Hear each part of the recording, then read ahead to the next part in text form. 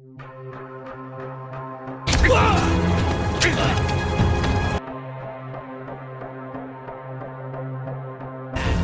이씨.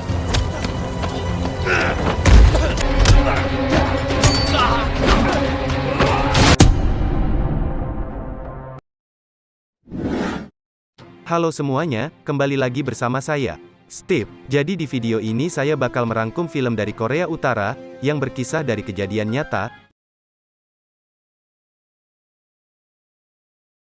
yang dibintangi oleh Don Lee, yaitu, The Gangster, The Cop and the Devil yang rilis tahun 2019.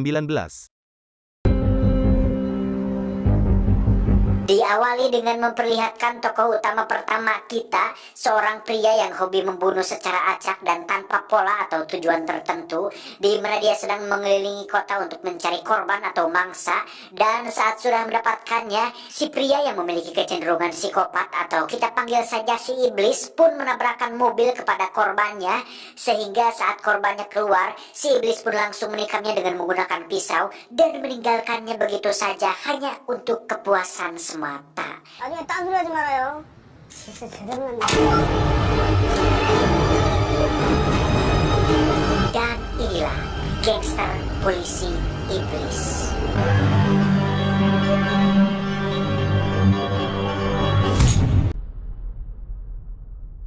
하반기부터 충남 일대에서 여러 건의 살인 사건과 실종 사건이 연이어 발생하고 있지만 Selanjutnya kita akan diperlihatkan tokoh utama kedua kita, yakni si polisi. Ini orangnya, di mana dia terlihat sedang masuk ke sebuah tempat judi ilegal, di mana tempat tersebut merupakan milik dari seorang bos gangster paling tangguh di kota tersebut.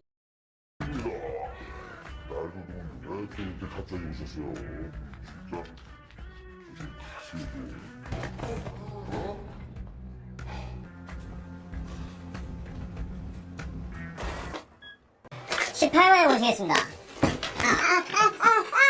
자, 상품권 말했던 현행범으로 체포합니다. 나오세요.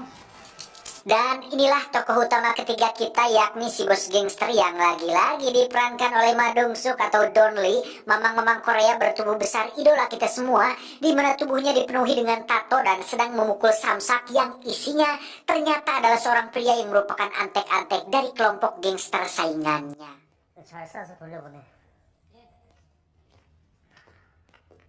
Mengetahui bahwa si polisi sudah rese dengan datang ke tempat judi ilegalnya dan menangkap salah satu anak buahnya, sang bos gangster pun menelpon atasan dari si polisi tersebut untuk memberitahu bahwa satu anggota gangsternya telah ditangkap oleh salah satu bawahannya, yaitu si polisi. Saat si bos gangster berjalan, kita bisa melihat banyak sekali anak buah yang tungkul kepadanya, sehingga bisa disimpulkan bahwa si bos gangster sangat-sangatlah dihormati dan disegani oleh semua anak buahnya. 장도한테 가게로 간다고.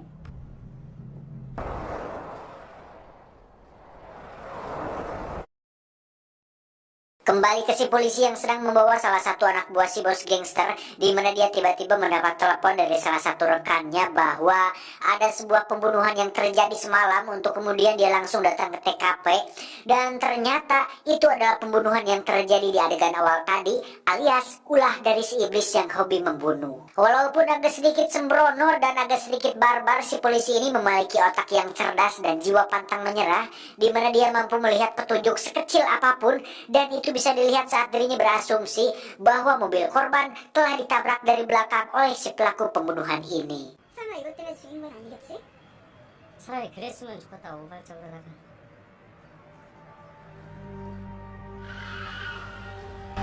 Di sisi lain, kita akan melihat si bos gangster sedang bersama rivalnya yang merupakan bos gangster dari kelompok lain, di mana mereka terlibat perang dingin untuk menguasai wilayah kota tersebut. Dan saat rivalnya terus sesorongot meminta wilayah yang lebih untuk dikuasai, si ajudan bos gangster pun nyerenteng dengan menyuruhnya agar bicara sopan pada bosnya, sehingga terjadi ketegangan antar dua ajudan yang diakhiri dengan siraman kuah mie yang diberikan oleh bos rivalnya. 그래서 대놓고 뭐 기술자 기계 다 풀어주잖아요. 천나 형님들 앞에서 풀어주긴 뭘. 지금 Melihat para ajudan sudah tidak sopan dan seserongot di depan para bos, si bos gangster pun bangun dan membogem wajah ajudannya sendiri. Dilanjutkan dengan mencabut gigi ajudan rivalnya untuk kemudian meletakkannya dalam gelas dan menyuruh rivalnya untuk meminum soju berisi gigi ajudannya sendiri. Ew.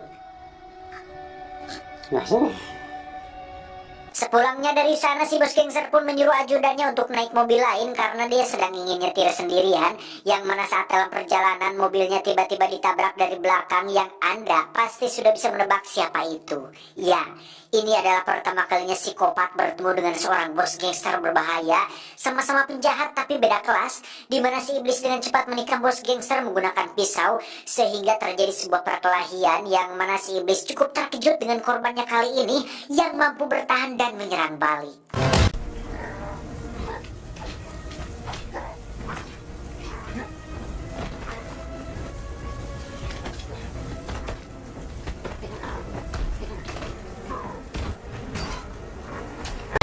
Rasa telah salah memilih korban, si iblis pun pergi meninggalkan si bos gangster yang hampir tewas karena mendapat beberapa tikaman di sekujur tubuhnya. Akibat kejadian itu, si bos gangster pun mengalami kritis akibat kehilangan banyak darah, di mana pada saat yang bersamaan, si ajudan berinisiatif untuk menyerang gangster saingannya atau rivalnya, yang padahal bukan merekalah pelakunya.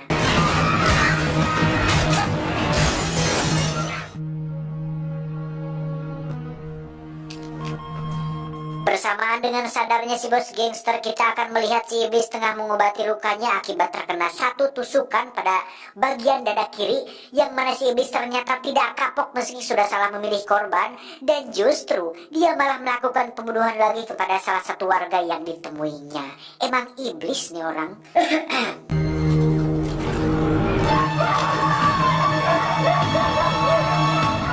Singkat cerita, esok pagi pun tiba. Si polisi pun terlihat menemui si bos gangster untuk mencari informasi tentang insiden semalam, di mana si bos gangster dengan sengaja tidak memberi informasi apapun tentang ciri-ciri pelaku, karena si bos gangster berniat untuk mencarinya sendiri agar bisa dibunuh dengan tangannya sendiri. Bukan apa-apa, bagi si bos gangster ini adalah masalah reputasi, dan dia harus mendapatkan orang yang telah berani macam-macam dengannya untuk membersihkan nama besar bos gangsternya. 넘어져가지고 조금 다쳤어. Dan secara tidak langsung terjadi sebuah persaingan antara si polisi dan si bos gangster, di mana mereka berdua seolah bersaing untuk membuktikan siapa yang lebih cepat menangkap si iblis.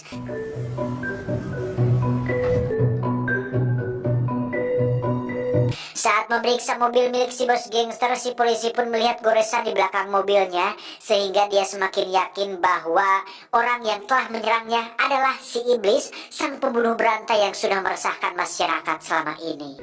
기쁜 부추돌 아차 동시야.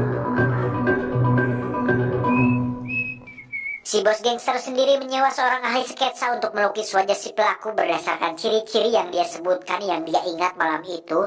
Dan kita akhirnya akan melihat dengan jelas wajah si iblis yang sekilas nampak tidak berbahaya. Namun jangan tertipu oleh penampilannya, karena seorang psikopat biasanya lebih ramah dari orang kebanyakan, namun lebih beringas dari seekor binatang buas. 다름한 얼굴에 바닥 하늘에 쭉 뻗어 손에 살이 없어서 턱이 좀 비슷하네 이 새끼. Dan lagi-lagi kita akan melihat si iblis membunuh seorang supir truk yang sedang menelepon keluarganya dengan tidak puguh-puguh, di mana dia mencuri mobil truknya untuk kabur dan tak sengaja menjatuhkan pisaunya tepat di samping jalan raya. 여기야.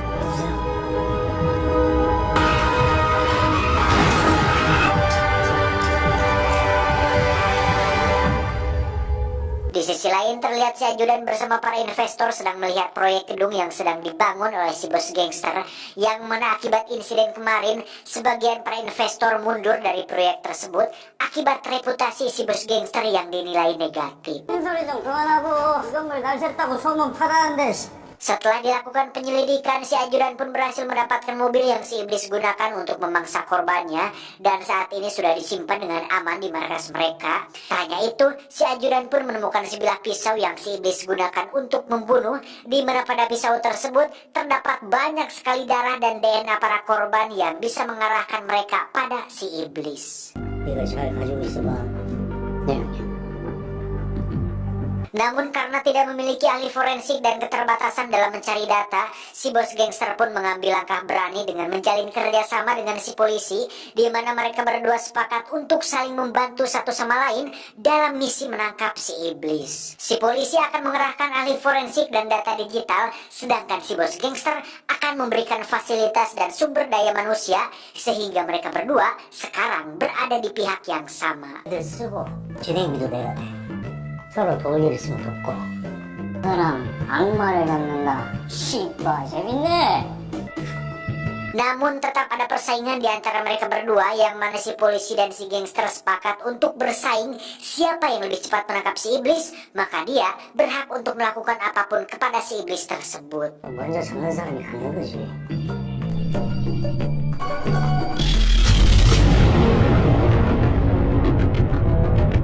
Dengan uang yang dimilikinya, si bos gangster pun mengerahkan semua pasukan dan membayar beberapa orang yang ada di wilayah tersebut.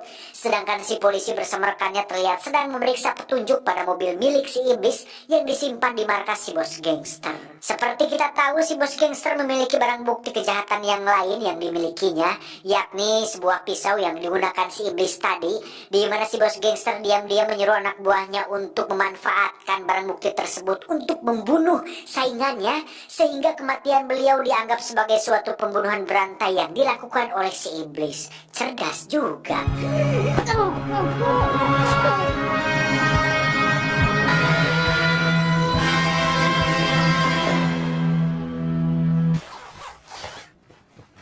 이상한 새끼네 이거. 범행적으로 포렌트 시도갔네. Akibat insiden tersebut, si polisi dan rekan-rekannya pun kena marah oleh atasannya karena dianggap tidak becus mengurusi kasus ini, dan beliau meminta mereka semua segera untuk menangkap si iblis secepatnya, karena jika terus dibiarkan, maka masalah ini akan semakin besar dan menjadi kepanikan untuk warga di seluruh kota. Tak lama si polisi pun mendapat telepon dari rekannya yang merupakan ahli forensik bahwasannya pisau yang ada pada insiden semalam merupakan pisau yang sama yang digunakan oleh pelaku atau si iblis, karena terdapat semua darah dan DNA para korban sebelumnya. 야 장동수! 너지? Sadar bahwa ini perbuatan si bos gangster, si polisi pun dengan cepat datang ke sana hingga terjadi baku hantam yang tentu saja dimenangkan oleh si bos gangster.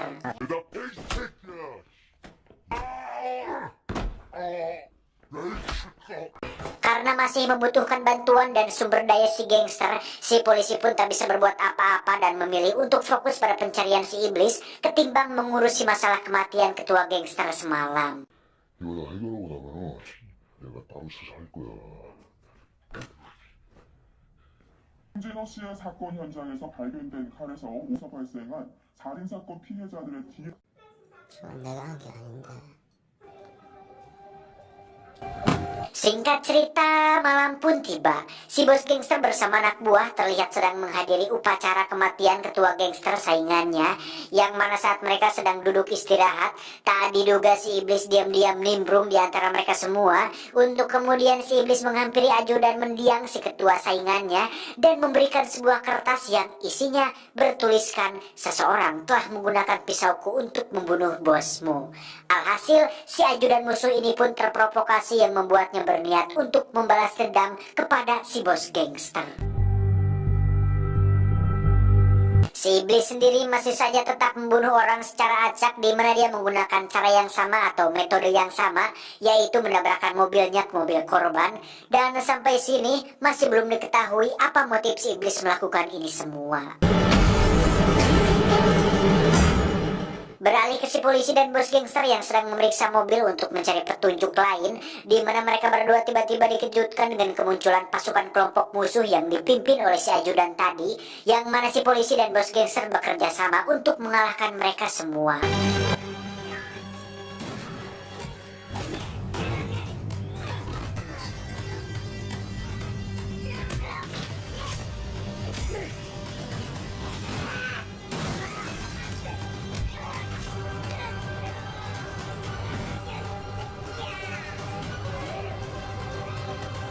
Si polisi sendiri tak sengaja melukai si ajudan musuh, di mana sebuah pisau tertancap tepat di dadanya, sehingga dia sangat merasa bersalah atas hal itu. 너 빨리 가. 내가 정리할 거니까. 야, 이거.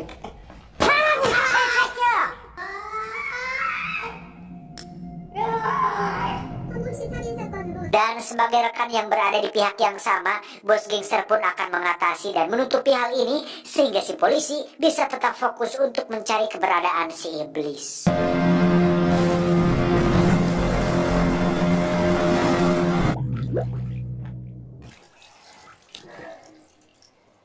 Singkat cerita, ahli forensik pun akhirnya menemukan identitas si iblis menggunakan sidik jarinya, di mana si polisi langsung datang ke tempat tinggalnya yang ternyata sudah ditinggalkan selama 3 bulan. Namun si polisi berhasil menemukan sebuah foto yang ketika disamakan dengan sketsa yang dibuat oleh si bos gangster, hasilnya ternyata sama. Dengan cepat si polisi pun menghubungi bos gangster untuk memberitahunya bahwa identitas si iblis sudah di tangan, sehingga sekarang mereka hanya perlu mengumpulkan pasukan untuk mencari di mana si iblis berada.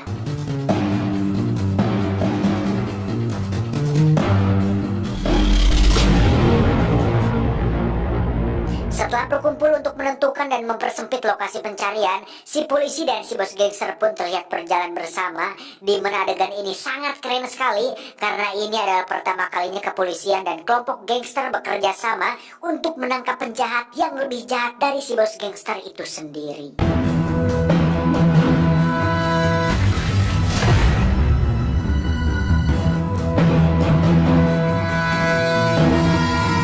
Dengan bermodalkan foto yang ditemukan si polisi, semua pasukan si bos gangster pun dikerahkan dan disebar ke wilayah yang sudah ditentukan, sehingga hal ini diharapkan bisa menemukan si iblis dengan cepat dan gasik.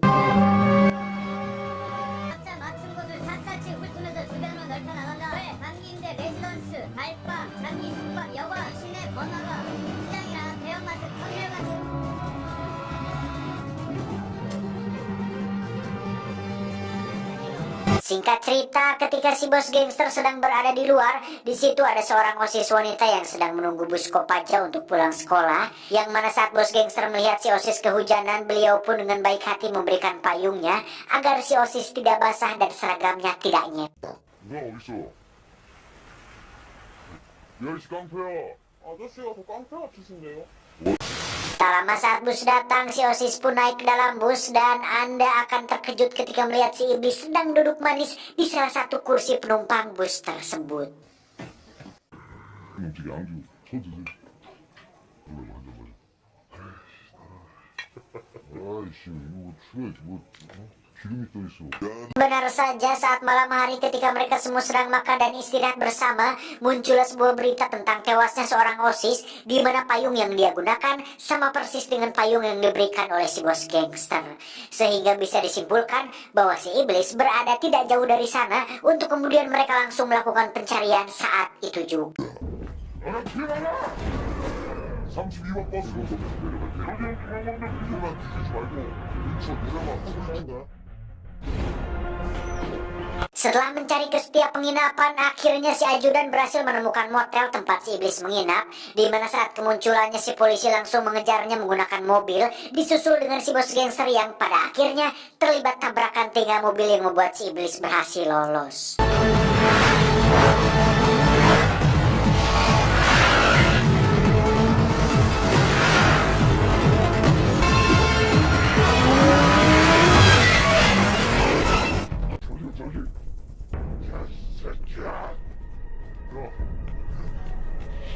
Selanjutnya terjadi kejar-kejaran di mana saat si ajudan berhasil menemukan si iblis, dia pun mendapat beberapa tikaman di sekujur tubuhnya yang membuat dirinya mengalami sekarat.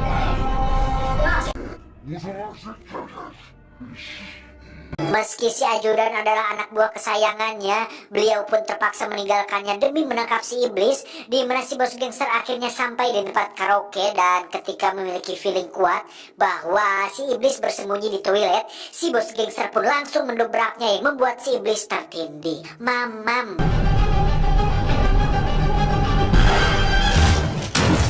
Dengan penuh amarah, si bos gangster pun membogem wajahnya beberapa kali sampai pintu toilet benar-benar hancur. Dilanjutkan dengan menyeretnya untuk dibawa ke markas dan akan disiksa habis-habisan atas tindakannya yang telah macam-macam kepada bos gangster paling berbahaya. Saat sampai di markas dalam keadaan terikat di kursi, si iblis pun tetap bisa tersenyum karena memang pada dasarnya seorang sosiopat tidak memiliki empati dan rasa takut sedikit pun. Dimana saat si bos gangster bertanya kenapa si iblis membunuh orang-orang, si iblis pun menjawab bahwa ketika pisau menancap dan membuat nyawa seseorang melayang, di situ dia merasakan ada suatu adrenalin dan rasa puas yang seolah keluar dari pori-pori di tubuhnya. Dan itu sangat amat sulit dimengerti oleh orang normal seperti kita. Sudah tak tahan ingin modern si iblis, bos gangster pun mengambil sebilah golok dan saat akan menebas lehernya, tiba-tiba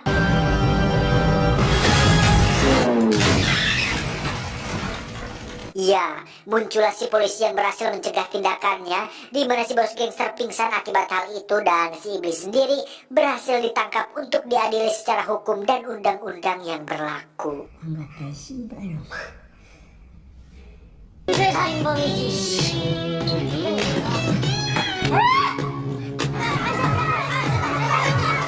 Dan Anda pasti akan mengumpat dengan kata-kata kasar ketika melihat si iblis dibiarkan makan enak di rumah sakit ketika kasusnya ramai di media. Dan dia masih tetap bisa tersenyum manis karena setelah semua yang dilakukan, si iblis optimis bisa bebas dengan cepat karena dia yakin bahwa barang bukti yang ada tidak cukup untuk memberatkan kasusnya. Beberapa pekan setelah dirinya pulih, si iblis pun diinterogasi untuk mencari tahu motif dan asal-usul dia melakukan pembunuhan ini, di mana si iblis ini ternyata adalah korban dari perlakuan keras sang ayah sewaktu kecil yang sering menyiksanya, hampir sama kayak Joker lah. Nah, sehingga dia merasa bahwa membunuh adalah salah satu bentuk terapi jiwa agar semua mimpi buruknya saat kecil perlahan bisa hilang. Dan saat ditunjukkan beberapa foto korban dan dimintai pengakuan atas semua pembunuhan tersebut, si iblis terus mengelak dan tidak mau mengakui semua itu, sehingga kasusnya berhasil dibawa ke pengadilan dan si iblis mendapat seorang pengacara dalam pengadilan tersebut. 어차피 안 죽잖아요.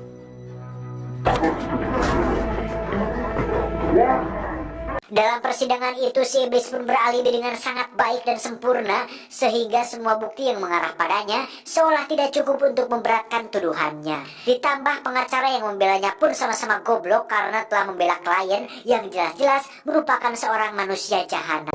선한 얼굴을 하고 악행을 저지르는 인간들이야말로 진짜 악마. Setelah tak ada lagi bukti untuk ditunjukkan, muncullah sang bos gangster kita semua, di mana dia memutuskan untuk bersaksi sesuai kesepakatannya dengan si polisi sebelumnya, yang mana si bos gangster langsung membuka baju dan memperlihatkan bekas luka akibat insiden penikaman tersebut, dan dia juga sempat menusuk si iblis di bagian dada, dan itu terbukti benar.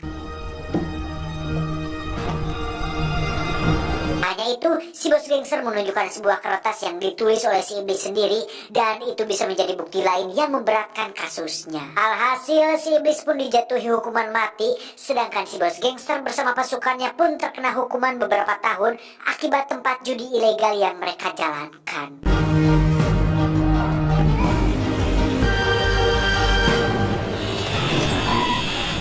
Namun yang menarik adalah si bos gangster diam-diam memiliki kesepakatan lain dengan si polisi, di mana dia mau bersaksi asalkan dirinya bisa dimasukkan ke penjara yang sama dengan penjara si iblis.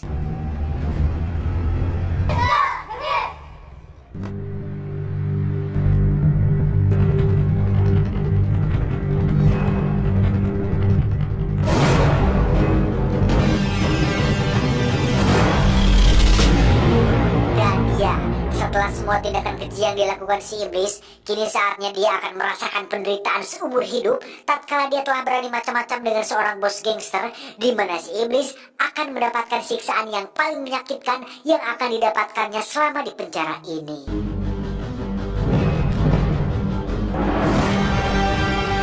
Tamat, ending yang cukup menggangster.